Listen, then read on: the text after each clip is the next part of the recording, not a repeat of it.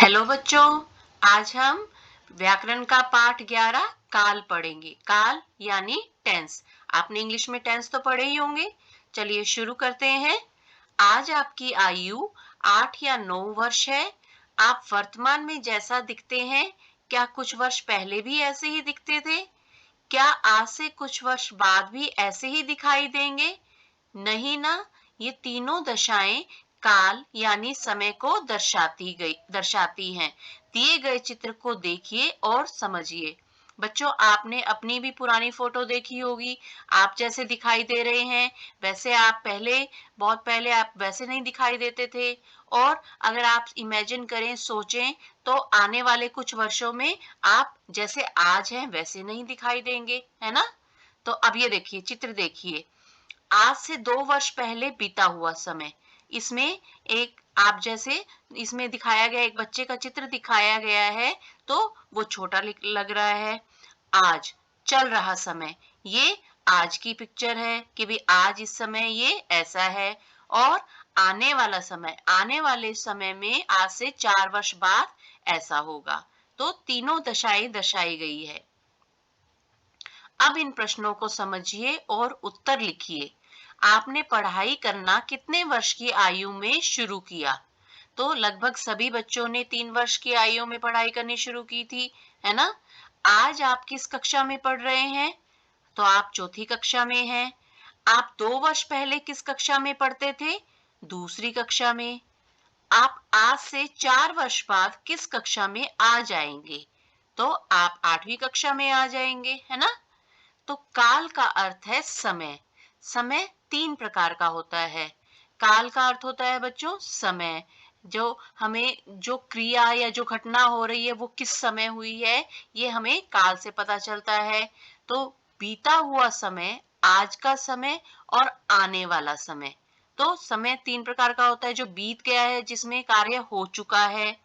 आज का समय यानी अभी कार्य हो रहा है। और आने वाला समय, जो आने वाले समय में कार्य होगा। देखिए, मैंने गृह कार्य पूरा कर लिया है। हेमा और नमित पढ़ रहे हैं। हम कल फुटबॉल खेलेंगे। तो इसमें मैंने गृह कार्य पूरा कर लिया है। कर लिया है मतलब ये काम हो चुका है। हेमा और नमित पढ़ रहे हैं मतलब अभी वो कार्य ये कर रहे हैं, पढ़ने का कार्य कर रहे हैं। हम कल फुटबॉल खेलेंगे, तो ये वाला कार्य अभी होगा, आने वाले कल में होगा, अभी हुआ नहीं है। उपर्युक्त वाक्यों में क्रिया के होने का समय प्रकट हो रहा है। पहले वाक्य में कर लिया से बीते हुए समय का बोध हो रहा है। दूसरे वाक्य में पढ़ रहे हैं से चल रहे समय का बोध हो रहा है। तीसरे वाक्य में खेलेंगे से आने वाले समय का बोध हो रहा है। इस प्रकार क्रिया के होने के समय को काल कहते हैं। बच्चों, क्रिया किस समय में हुई वो समय बताने को ही काल कहते हैं। और काल के आगे 3 भेद हैं। कौन कौन से हैं? भूतकाल, वर्तमान काल और भविष्यत काल। भूतकाल सबसे पहला है। भूतकाल तो क्रिया के जिस रूप से बीते हुए समय में कार्य के होने का बोध होता है उसे भूतकाल कहते हैं। जैसे माँ ने कल खीर बनाई थी। भूतकाल यानी वह क्रिया हो चुकी है, पूर्ण हो चुकी है। इसमें उदाहरण दिया गया है कि माँ ने कल खीर बनाई थी, मतलब कि कल बनाई थी, ये कार्य हो चुका है, खीर बनाने का खत्म हो चुका है। तो ये हो गया भूतकाल। अब दूसरा है वर्तमान काल। क्रिया के जिस रूप से कार्य के वर्तमान समय में होने का बोध होता है उसे वर्तमान काल कहते हैं। जैसे रीमा आज खीर बना रही है। तो जिस कार्य में हमें पता चले कि ये क्रिया अभी हो रही है, चल रही है। जैसे माँ ने कल खीर बनाई थी, वो कार्य हो चुका था।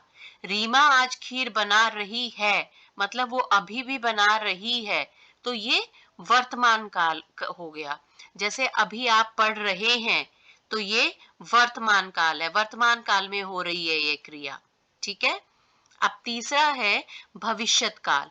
क्रिया के जिस रूप से बोध होता है कि कार्य आगे आने वाले समय में किया जाएगा उसे भविष्यत काल कहते हैं। जैसे रीमा कल खीर बनाएगी।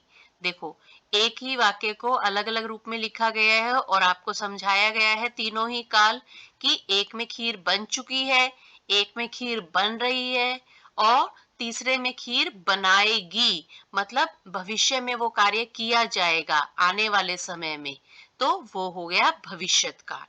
ठीक है बच्चों, तो आज हमने इस पाठ में क्या क्या पढ़ा। काल का अर्थ है समय, क्रिया के होने के समय को काल कहते हैं, बीते हुए समय को भूतकाल कहते हैं और इंग्लिश में इसको पास्ट टेंस कहते हैं, है ना, कहते हैं ना। चल रहे समय को वर्तमान काल कहते हैं यानी प्रेजेंट टेंस और आने वाले समय को भविष्यत काल कहते हैं यानी कि फ्यूचर टेंस। तो बच्चों, इसी के साथ ही हमारा ये पाठ समाप्त होता है। धन्यवाद।